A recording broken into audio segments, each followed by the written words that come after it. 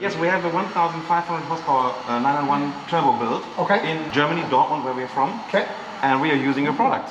Fantastic. So you're the owner or founder of IPD? I'm not the founder, but I'm one of the main owners. Okay. Yeah, there's multiple owners, but yes, I'm the main one usually. And you're specialized on Plenums? Basically, Plenums and turbo wide pipes. So what it is, you know, we replace the factory plastic T design and with our cast aluminum Y design. So it splits and channels the air, improves airflow, and increases air velocity. Therefore, more impressive, you know, power and torque gains. Yes, these shapes, special golf, how you say? Yeah, the dimples. Dimples. Yeah, we're kind of getting away from the dimples a little bit. You know, it's like this is a Panamera Cayenne turbo. This is a 991 turbo. This is 996, 997 Carrera. That's pretty big. Yes, the naturally aspirated ones are bigger. Turbo cars are obviously a little bit smaller. Okay.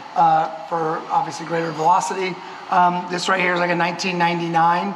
Oh no, this is 997.1 turbo. 996 turbo. So we got something for everything, and then we also have a lot of the white pipes for 997 turbo on up. I have a question. Is it a new style or a new airflow design like the golf ball? No, it's dimple. It's dimple. That's what Greg said. It's dimple, and they go away from this.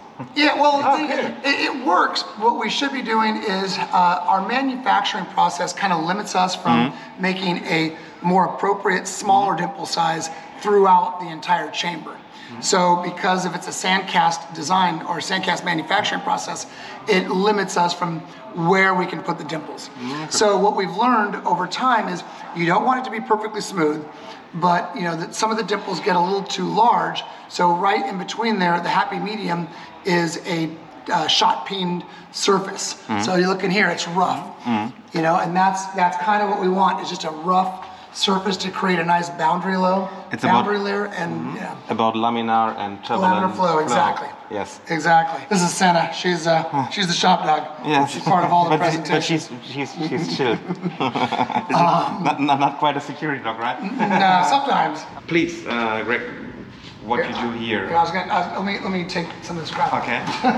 Obviously, you know, a 550 Spyder or $4, $6, $7 million. And I bought a kit car. I bought the actual kit to build one of these. And all my friends and all the people that I know and all their technical expertise, they were like, I don't think I want to drive with Greg in this car. So we're like, well, what are the other options? Well, we'll just build it ourselves. But it was been a very long endeavor. There's times where nothing happened for years. As we speak, there's an aluminum body being made for this. And hopefully we're going to be launching it at Rensport in like 12 months from now, up in Laguna Seca, Monterey. Okay. So it's got a 993. The frame, yeah, we built it. You bought the frame, or you No, we made this. So tube frame chassis.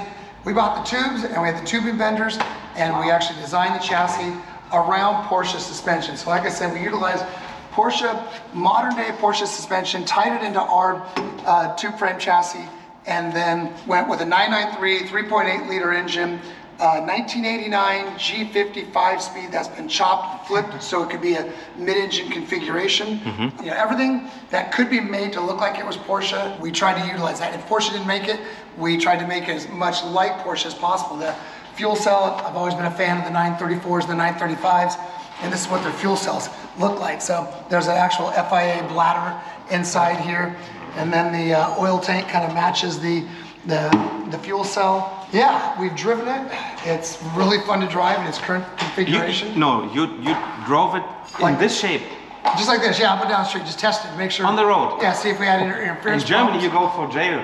Oh, no, if you do that. Well, here it's pretty close. Okay. I know a lot of Huntington Beach Police Department, so they were, I think I might be able to avoid jail. But yeah, it's definitely far from legal. Yeah, it looks fast. It looks fast. Yeah, so when it's done, hopefully it weighs about 1,800 pounds and looking to have close to 400 horsepower at the crank. It's a good ratio. Should be good. It's really good. Very cool. Very cool. Okay.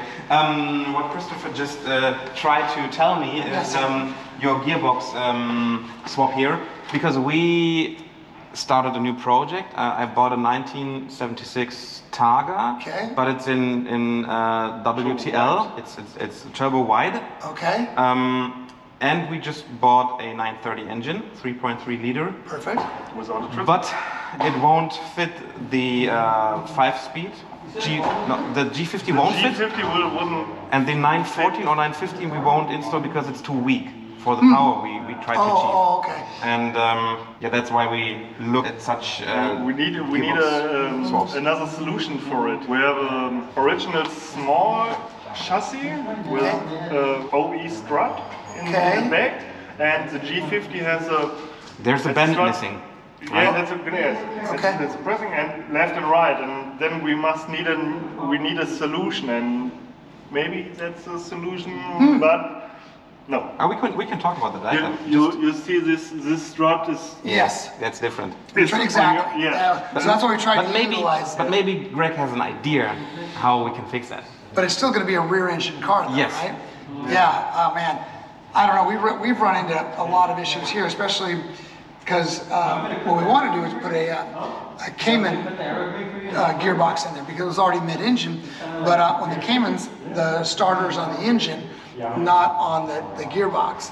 So now it's like, well, if we want to go down that road, then it's a whole nother host of problems. you have to modify. Yeah, more challenges. Okay, let's Yeah, take a look. Show you the rest of the shop. Like I say, this is my personal car. IPD is IPD. It's the home office here. So this is the heart of BBI right here. Some of these cars you might even recognize. Back in the corner, they got the pink pig that was scheduled to perform at Pikes Peak. Pikes Peak. But you know, ran into some technical difficulties. That happens. And then, as you can see, it's mostly Porsche still, but this Lotus appeared out of nowhere. I'm not sure what's going on there. And George, where were you earlier today? We just visited GMG. Oh, GMG. GMG and. Are they still in business? No, I'm just kidding. Yes. Do not put that on camera. Yeah, and tomorrow we will try to visit GP Race. They do like the R8. In LA? Yeah, they're outside of LA. Okay. Somewhere this direction. Quite south, actually. These are all dealers or shops. They use Ravi's coolers. Okay. And there we get the connections from. So they do the CSF. Yeah, we are the CSF distributor in Germany. Okay, so we proceed with the IPD show over there, and then we come back to you. Yeah. Oh, links, Flatnose turbo? Yes.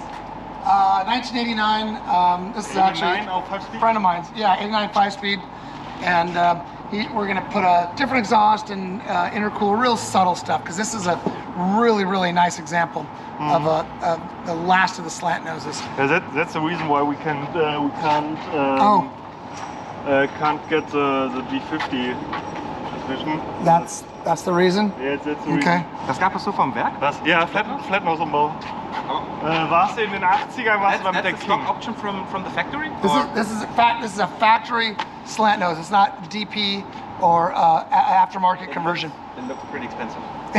It is, right? Yes. In the 80s? Yeah. In the 80s, you was king of it. Oh, absolutely. Everybody my age had a poster of these cars on their walls. Okay. Yeah. But today it's kind of different. It's very unique. It's very 80s. Greg, thanks a lot. Absolutely. Thank you. Yeah. Having Thank us you very here. much. Thank you. Appreciate it. Yeah, Thanks. thank you. Absolutely. So, wir schauen jetzt noch ein bisschen weiter hier, was hier noch so abgeht, Ja, und gucken uns noch die Autos an. Wir sehen uns dann gleich wieder.